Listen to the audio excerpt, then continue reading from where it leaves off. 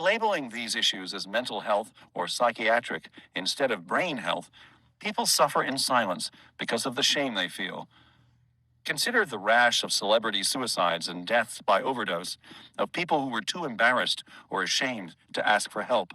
From Ernest Hemingway, Judy Garland, Junior Seau, to Robin Williams, Mindy McCready, Philip Seymour Hoffman, Anthony Bourdain, and Kate Spade. On the outside, they seemed as if they had everything. On the inside, they were suffering.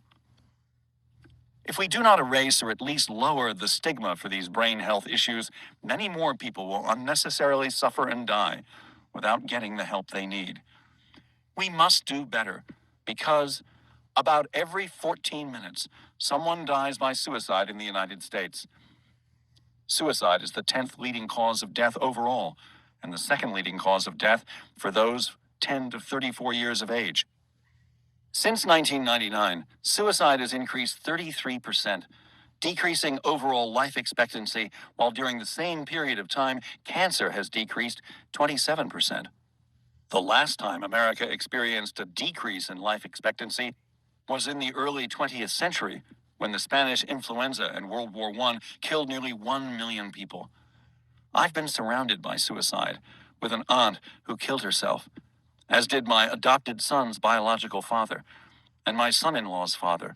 The pain of suicide is unlike any other loss because people see it as a choice rather than as a consequence of an illness.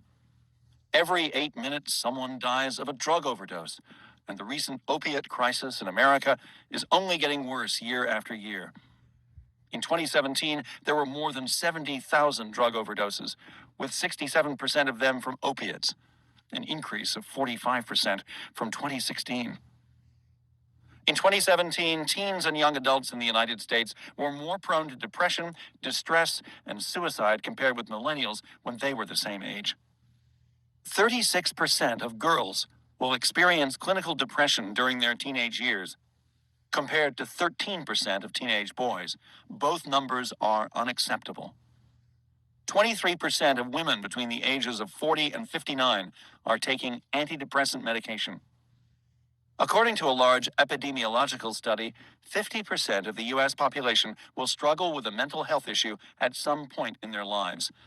Anxiety disorders, 28%, depression, 21%, impulse control disorders, 25%, and substance use disorders, 15%, are the most common.